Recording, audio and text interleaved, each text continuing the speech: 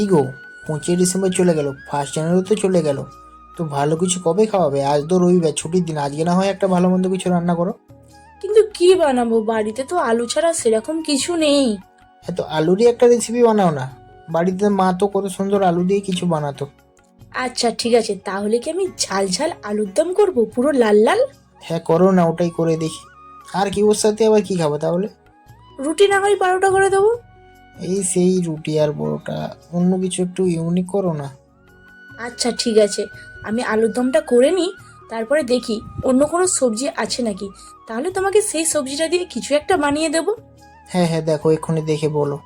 দাঁড়াও, আমি আলুর দমের মশলাটা করছি, ততক্ষণ তুমি একটু সবজির জায়গাটা নিয়ে এসে দাও না, আমি দেখে নিই কি কি আছে সবজি। আচ্ছা ঠিক আছে।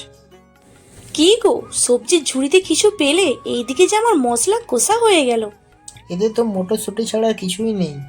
আর কিচ্ছু কি দেখতে পাচ্ছ না তুমি? না। তাহলে দাঁড়াও, আমি আলুতে জলটা দিয়েই দেখি মটরশুঁটি দিয়ে কিছু বানানো যায় নাকি। আচ্ছা, ময়দা আছে নাকি দেখো তো। আছে তো। তাহলে আমি বরং মটরশুঁটির কচুরি করে ফেলি, কি আচ্ছা বলো? হ্যাঁ হ্যাঁ, ওটাই করো।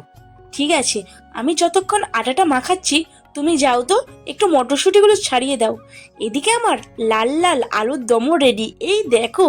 একটু স্পেশাল মশলাটা দিয়ে দিই, ব্যাস রেডি। ঠিক আছে। আচ্ছা বলো তো, আমি এতে কি কি দিয়েছি? কি কি? ধনেপাতা, কাঁচা লঙ্কা আর মটরশুঁটি মিক্সিতে পুরো মিহি করে নিয়েছি।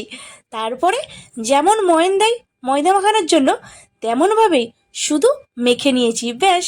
এবারে তুমি আমাকে বলো আমি পরোটাটা কেমন বেলছি। দেখতে তো খুব সুন্দর লাগছে, খেতে কেমন হবে